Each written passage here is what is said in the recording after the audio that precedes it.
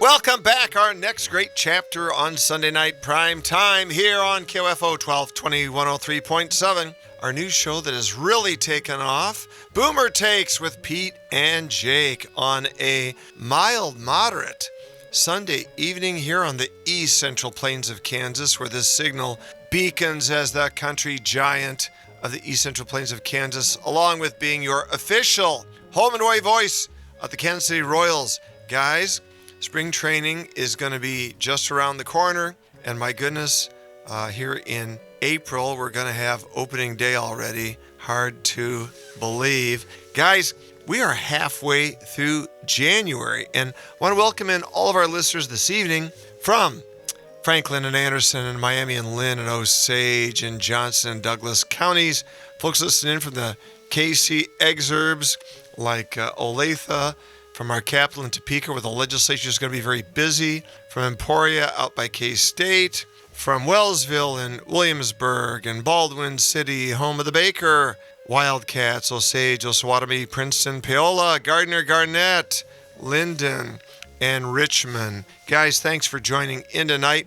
Yours truly, John Jacobson, with engineer Sean Torres and my cohort, Dr. Peter W. Tinsman. He's Pete, I'm Jake, and we're going to give you some great Boomer Takes.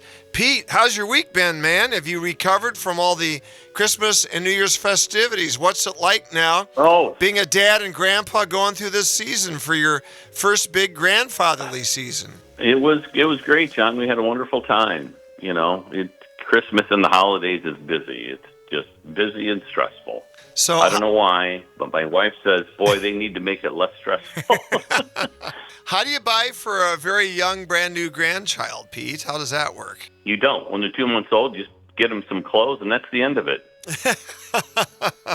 No toys or anything. It's just kind of like, well, they don't know what's going on. You know, he's 2 months old. Pete, the challenge for us is how do you get everybody together at the same time? It's almost impossible with work schedules and travel distances. We really had to almost do 3 separate Christmases. Our daughter in Boston, our son up in the Omaha metro, and of course our other son here with all the grandbabies here in Ottawa. We kind of had to, well, here's the deal, Pete. There's 12 days of Christmas. And the 12th night is January 5th. I always have a party on the 12th night. Epiphany's a big day. The 3 wise men, January 6th. There actually was a 4th wise man, but he got sent back because he was bringing fruit cake. They liked the gold, frankincense, and myrrh, but the fruit cake was, you know, the kings said, that's not a worthy gift. You go home. So that was January 6th.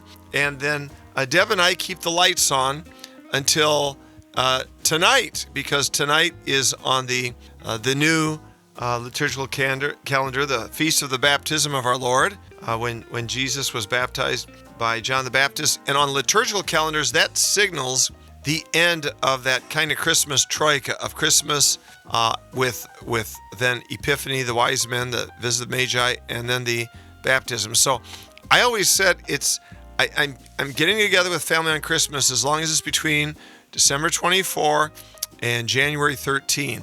Pete, you've got kids scattered. How do you guys work it out? Well, it's tough, like you said, getting everybody together and work schedules and them wanting to be, you know, needing to be with in-laws. And so you kind of trade back and forth. Yeah, and, you know. The in-law factor, yes. Sometimes, you know, sometimes we do our Christmas over Thanksgiving. Exactly. You know, and it's you know, and it's a, Christmas is not a day in the season. Right. Oh, you're you're good, man. That's exactly right. Yeah. It doesn't have to be celebrated on Christmas Day. You know, as long as you're all together, then that's, Pete, you regardless of when you do it, I think that's important. Yeah, you and I are of the same mind. I mean, we essentially did Christmas with our daughter in Boston over an extended Thanksgiving holiday there in Boston with her and her husband. And it was very nice. And definitely the Christmas season. I mean, I walked the Patriot Trail there all through Boston. Much colder there. It was in the 20s there I walked along the ocean when it was 20-some Fahrenheit. And then I watched the Iowa-Nebraska game. But that next day, I was out there walking all the streets of downtown Boston for that Prairie Trail, Paul Revere and Ben Franklin, and all of the, you know, where the Declaration was read. But all of those festive downtown merchant Boston shops were all Christmassy. There was red and green, and you were in that Christmas season when you were at the Faneuil Hall open market there, even the indoor Vector, it was all Christmassy. So it's kind of fun to travel even a little bit during the season, Pete, as long as it doesn't get too hectic. What say you? Yeah, it's nice seeing different things. My wife and I, we went to St. Augustine, Florida. Oh, and nice. The whole downtown, it's like I think like the oldest city. It is. As a matter of fact, the first Thanksgiving in the United States arguably was held in St. Augustine, Florida, prior to the famous Thanksgiving dinner that we are aware of involving Indians and Pilgrims. St. Augustine really has bragging rights for the first Thanksgiving in the United States. I'm glad you brought that up, but continue. I digress. Oh, no. So it had, the whole downtown area was decorated with lights. It was really pretty. And then from there we went to Mount Dora, Florida, and that was in a small little town, very decorated, really pretty. Then we made the mistake and we went to Epcot for one night. Why was that a mistake, Pete? You know what? We had the kids there 20 years ago, and I said, this is more exhausting physically and emotionally than a 7-day ski trip in Colorado. and it stands, but I was very surprised at how little the park had in the way of Christmas decorations. Really? Interesting. They had one Christmas tree, good-sized Christmas tree up, but I would have thought the trees would have all had lights on them. Oh, yeah. And, there would have been all sorts of stuff. And it wasn't at all. I was very surprised. Interesting. Because we had friends that, you should go. So, but, yeah, I'm not a Disney person. I do not like Disney World. So we won't take grandkids there. I'm of the same mindset, Pete. I share your opinions there. One place I do love during the December season, the pre-Christmas ramp-up, Pete, San Antonio on the Riverwalk is awesome. Really? Oh, my goodness. It's warm, it's balmy, the Alamo's up the street. It is festive. You've got the great Mexican restaurants and pubs. You've got that wonderful vantage point there right on the Riverwalk. It's just the lights and the music. It's incredibly festive. I would say that's my favorite geographic venue for December in the United States. I've done a lot of traveling with one of my earlier jobs, and man, for me, I was just mesmerized. San Antonio in December, baby. Interesting. Well, I'll have to put that on my list then. Well, that's good. I've got a cousin that lives down there. Yeah, all right. Yeah. My list. My list. If you like history, the Alamo, of course, but I just love the vibe. It was a great vibe, a great zeitgeist of young, happy people partying responsibly, and middle-aged people, and you've got great restaurants, great drinking, great dancing, great music, lights everywhere, and a beautiful vista. How is the Plaza area in Kansas City, Missouri? It's good. Deborah and I have to get out there because, Pete, as you well know, you were at the wedding. Deborah and I, in the middle of my law school career, got married in February and went to that plaza in Kansas City back there in 38 years ago. Back then, there was the Carlton Ritz Hotel, and that was a great hotel. And it was very snowy and cold, but man, those restaurants and little night spots down there and little shopping places were awesome. We sure loved it. I really haven't been back and spent any quality time there.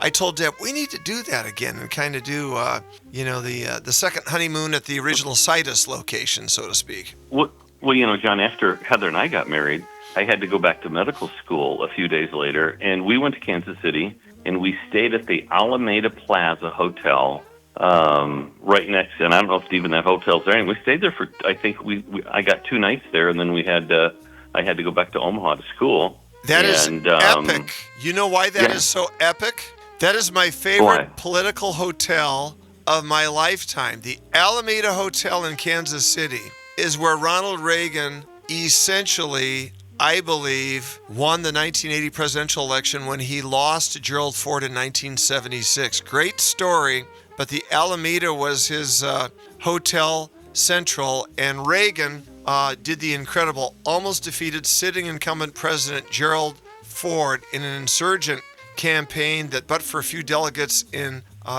Pennsylvania, would have actually given it to Ronald Reagan. But what Reagan did, his concession speech and rally speech the day after he lost the nomination were so magnanimous, statesmanlike, and spectacular that it planted the seeds for his tremendous landslide victories in 1980, 1988. I watched that was the last great, literally, the last great nominating convention in United States history where you did not know who the nominee was going to be going into it. And the Alameda Plaza Hotel was Reagan Central. You might have slept in the bed that Reagan slept in, Pete. Well, maybe, probably not, but... And then someday we have to tell the story of how I helped save Nancy Reagan from a mob of protesters in Iowa City. But we won't burden today's show with that. Pete, I've been walking, trying to keep in shape, and I'm in a large... When it's a little cool... Okay, wait a minute, John. Wait a minute. From last week till now, so did you still go to Dairy Queen and get an ice cream cone every day? No, because I've been so busy, I missed a few days. But Pete, I'm at my Tom Brady height and weight, so I'm trying to maintain it though. So when it's cooler, I walk indoors, and I love retail. So I love to walk in these retail stores. Pete, I think when I really, really retire, Deb says, you want to go back and do law or politics or radio or teach? I say, I just want to work retail. I want to be in a hardware store or a Walmart greeter or back at Hy-Vee. I love retail. But Pete, here's what scares me. I'm walking through these retail stores. Pete, everybody is overweight. I mean, 95%. And part of it is our nutrition and our processed foods. And, I've got a wife that does a lot of home cooking. Thanks be to God. She's very good at creating food from, scratch. She doesn't do a lot of processed food. She makes food, and she's had a health scare. So she has been, for the last going on 11 years, very conscious of everything that we eat, and me less so because I have a sugar tooth, obviously. I have definitely a sweet tooth. But Pete, I'm just looking at how overweight everybody is, and I'm looking now, as folks know, I still keep in some contact with Robert F. Kennedy Jr., our Health and Human Services Secretary, who's had a bevy of accomplishments in one short year. But we are reworking this food pyramid, Pete. And I've always thought coffee's good. I've never surrendered that. I've always thought eggs are good. I've always thought meat is necessary protein. So I never bought into this eschew and get off meat. I never bought into this get off the eggs and sausage. I never bought into this quit drinking coffee. Pete, you're not giving any advice, nor am I. We're just, it's just Pete and Jake giving some takes as boomers here. But I think this new food pyramid is inverted the old one. I think maybe that old food pyramid was designed a little bit to help big business. I mean, these morning cereals were terrible for us. Why were we eating these morning sugar cereals for all these years? Pete, your takes. Well, yeah. I was reading, there's a book out there called Good Energy. And I don't know if you've ever heard of it. It's I haven't. Written by The author? Means. Author again? Name the author again for me. Casey Means. Okay, all right. And Casey, I believe, is on the list for Trump's to be Surgeon General. Interesting. So she was a gal who went to medical school, was doing an ear, nose, and throat residency somewhere in California, maybe Stanford, and she was close to finishing her 5-year residency a few months away, and she quit. And the reason she quit was because she realized all that she was doing was treating a bunch of itises, I-T-I-S, which is, at the end is for inflammation. Right. And she's like, why is everybody having all this inflammation? So she got really into learning about nutrition. And I think she and Bobby Kennedy are very close.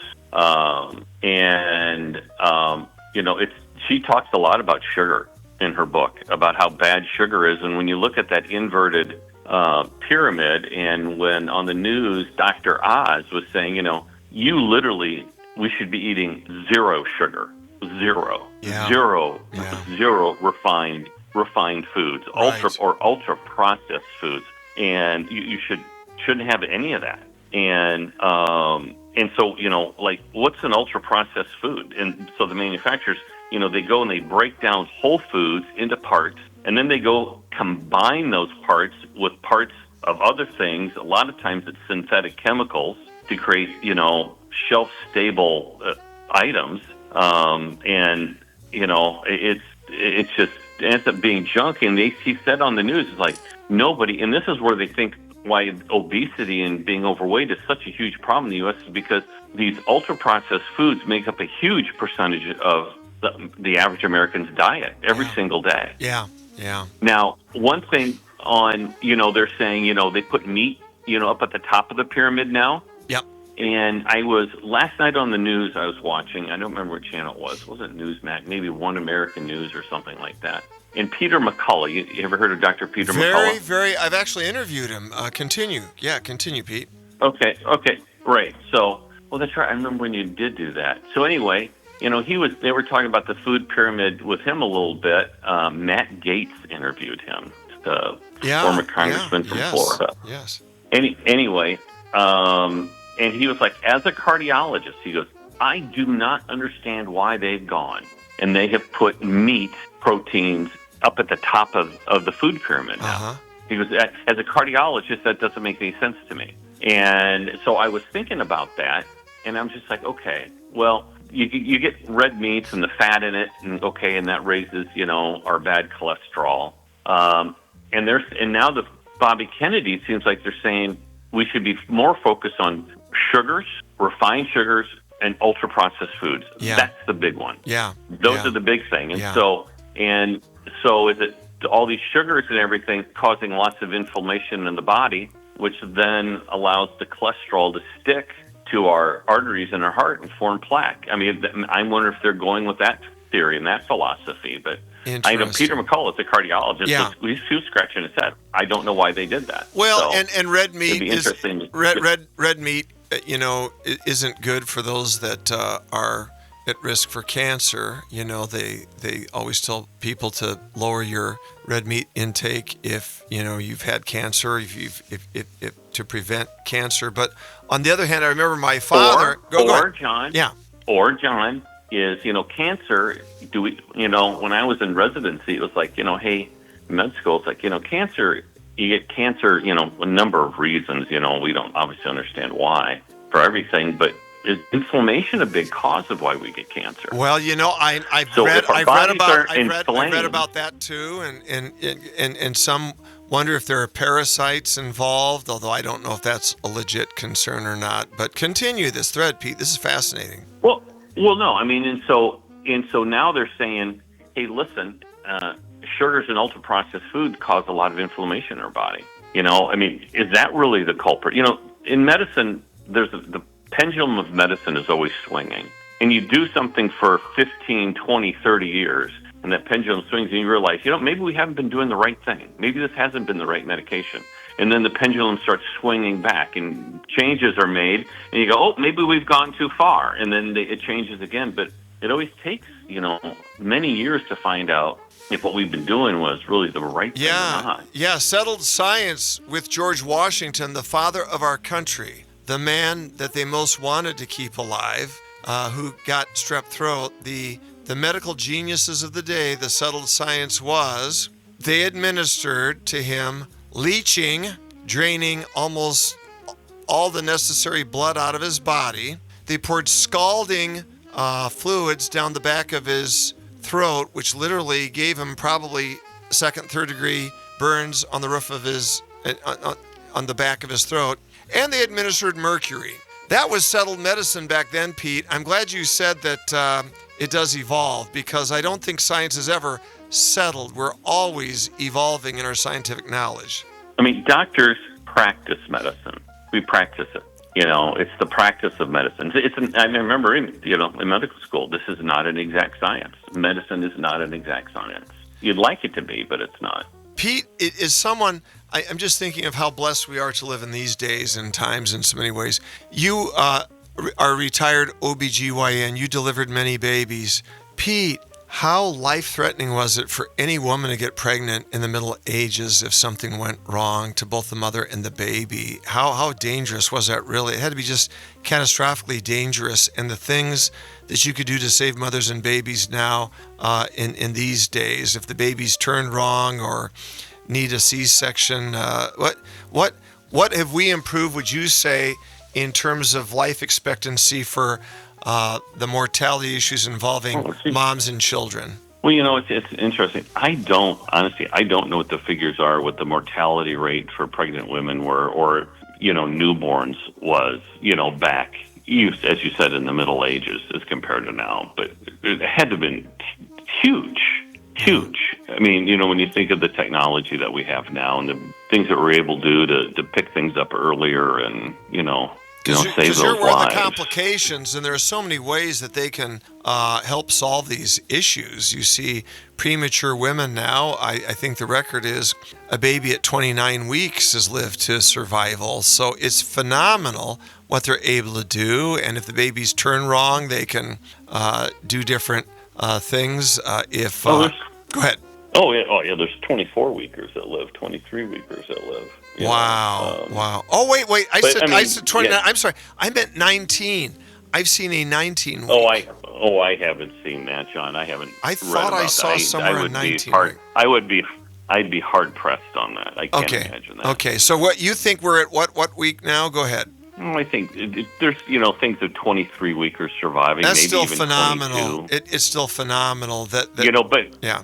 But it also depends. It all depends on how they may have survived, but how are they neurologically? Right. As you grow up. Exactly. That's a big thing too. So. Exactly. Pete, I think you look back at life expectancy, and Pete, I was talking to someone the other day. They talked about the old TV shows like Sanford and Son, All in the Family, even Cheers, and these guys were in their 30s and 40s, and they looked like they were in their 50s and 60s. I mean, people looked older back then. They aged more rapidly, or maybe we've slowed aging here. Pete, I've always said that my father at 84 looked better than both of my grandparents did when they were 60. And that I remind people that male life expectancy in the U.S. was literally 50 years old at the turn of the 20th century. It is amazing, Pete. We used to think 65 was really old, didn't we, when you and I were little boys? Hey, you know what? I remember when I was 18, I thought 40 was old. And then when I got to 40, I said, okay, I'm old. There's no change. You can't change the rules now. And I'm going to be 65. I'm going to be 65 in June. It's like, oh my God, I cannot believe I'm this old already. I can't believe it. I remember we were at Swanson Hall there at Creighton, and the argument by some of the kids was Ronald Reagan was too old to be president because he was in his 60s and might not live to serve 2 terms. And of course, he lived well into his 90s, and now we're electing 80-year-old presidents. The lifespan has gone out, although it seems to have been arrested a little bit here during the COVID era, and we actually had a rescission of life expectancy to where it's concerned the insurance actuaries a little bit. Go ahead. No, I had heard life expectancy during COVID dropped to 74. We were at 78, and I heard it went down to 74. I don't know where average life expectancy, and I think was for a white male too. I believe. Right, exactly. A guy I played tennis with here in Florida, he's got to be 80, 81, 82. Wow. Insulin-dependent diabetic. Wow. For years, he's needed insulin for his diabetes. I don't know how many decades, but as he said, and he's from the northern suburbs of Chicago. And he goes, despite my diabetes, I am healthier than all of my friends who remain up north year-round, who are my age. Okay, now that's fascinating. Yeah, why do you say that? Yeah. Well, I said, why do you think? He goes, because I am outside every day doing something down here. Yep. I'm playing tennis, I'm playing golf, I'm biking. And he goes, and it's you get too sedentary, and that's what he thinks that, when it's cold and people, they're just not, you don't go outside as much. And I remember when I was working, I'd say to my patients, you need to make sure you get outside and get exercise. Oh, it's too cold. Oh, it's too hot. And it's kind of like, you really have to look for an excuse to exercise, to be active, than looking for an excuse not to. It's my nature to say, I'm too tired. Oh, it's too hot. No, it's too cold. I understand that, but you have to go against that really and say, hey, it's like what you do. You go to a mall and you walk. Yeah. Inertia is the enemy. Yeah. Inertia is the enemy. And, you got to be a moving object. I think that is the key. I think that's the key. I really do. And sitting in front of a box is not the answer. I love Andy Griffith, but I don't want to retire watching Matlock all day long in my living room with the blinds pulled, Pete. No way. No way. Well, John, I was headed to Western Colorado. I was supposed to go next week to a week and a half from now to Ouray, Ouray, Ouray, Colorado. Ever been out there? No, I have not. I've been several Colorado places. I've obviously been to Pueblo. I've been to the Springs. Been to Denver, but not Ray. No. Oh, Ouray is beautiful. If they call it the Switzerland of America, and I was going to go ice climbing, and Heather thinks I'm an absolute bonkers. I did it 2 years ago, but they canceled it because it's been too warm and the ice is unsafe to climb on. Wow. But the whole point is, people obviously should talk to the doctor and understand what sort of level of activity they should do based on what their, health issues are. Exactly. And, get good guidance there. But, the thing I've noticed, Pete, I would say in the last 20 years, this is just anecdotal. 20 years ago, I never knew a male who really made it past 85. Now I know of many men that have crossed that 90-year-old mark. So something has happened now to where we've extended aging men out at least another 5 years, because that's a phenomenon. I literally used to say 85 was the Rubicon, and now, man, not so fast, Jack. William Shatner's lecturing in Ticonderoga, New York, standing up for an hour at age, he's going to be 95 years old here in a couple weeks. And there are other such stories. You got Pat Boone and Johnny Mathis and Frankie Valli and Herb Alpert, all at 90, still singing or playing a trumpet. So, something's going on there, Pete. Well, yeah, but, do people sometimes think you can live too long? Well, that's, I look at my mom. I love my mom. She's going to be 92 in April, but she doesn't know if it's January or June. Oh, that's sad. Yeah. Her quality of life isn't any good. So, this I think goes back to the food pyramid thing, and this goes back to how they're saying you should be eating no ultra processed foods, and sugar shouldn't even be in your diet. Is what Dr. Oz was saying on TV the other day, or these refined sugars, because do they think it has something to do with dementia? Wow. Is that? Is that? And I don't know the answer. I don't know the answer to that. But we have to take our guidance somehow. But so many. As my wife says, you're overthinking things too much. Just eat in moderation and enjoy your life. Well, that's a good, sensible woman. All things in moderation. St. Thomas Aquinas always said, via media, which means by the middle road there. I always use the golf analogy. I always tell my kids, don't hook it, don't slice it, keep the ball in the fairway. No matter what you're doing, kind of keep that middle ground. And, what I've noticed, Pete, is the draconian studies now that show that even wine is bad for you. In the old days, they'd say, a little bit of red wine is good for the cardio. Nah, it's bad. Studies have shown. I've seen just a compendium of studies. And, I used to say, I'll have a glass of wine once in a while and at holidays and stuff. And Pete, because obviously, notice to the world, in case they haven't figured this out, I am not a teetotaler. However, I would not even say I'm a social drinker. I'm a rare, maybe holiday toast type of drinker, but the alcohol thing has really, these studies of late have really scared me off. And again, we do more digging, we do more spelunking, and again, all I'll say is we'll save this for next time. Pete, I thought you hit a home run last week. I personally believe the key to your immune system is glutathione in your cellular level. I think that is the keys to the treasure. Well, I think people are trying to figure out what the key is. I think people have been trying to figure out the key for years, decades and decades. They thinking, it's inflammation and things to our diet to improve the substances in our body that decrease inflammation. They think that's the key now.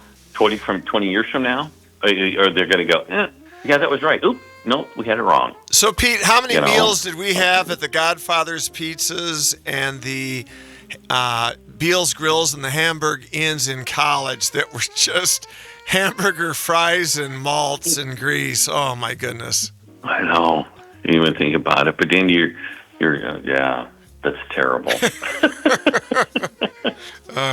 But you know what was... I don't know, John, I don't know about your kids. All of my kids are very much into nutrition and eating healthy. Yep, same whole with ours. Foods, yeah. Whole foods. Won't eat processed stuff. Yeah. And yours the same way? Are they really two of the three? My oldest, who has a really stressful job management situation, involves kind of almost like a quasi night shift. He really doesn't cook for himself. He's the one I'm kind of concerned about. The other two, very conscious of what they eat. Absolutely. My daughter, hyper so in Boston. My daughter, very much so. My son here in Ottawa with his wife, they're very conscientious. They have 4 children. They're making sure they get good nutrition and not garbage. Yeah. It's a few years ago, I got hired by a company out of Grand Rapids, Michigan, to fly corporate jets. Yes, you're a man for all seasons. Physician, pilot. You could do all sorts of cool stuff, Pete.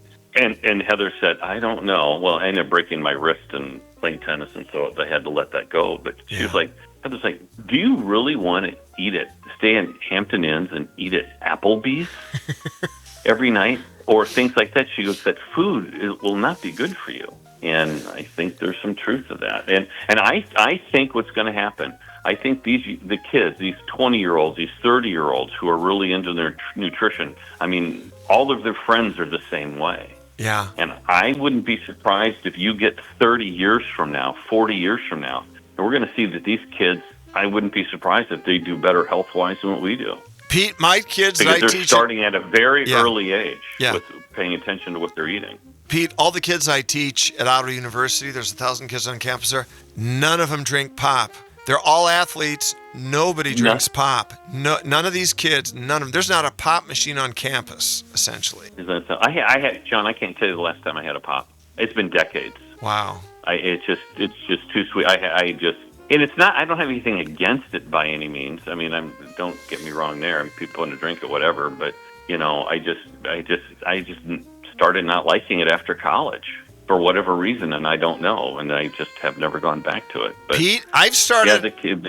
I think that's a very important point that you've made, and one of my New Year's resolutions is to drink more water. So you know what I'm doing? And I'm convinced it tastes better.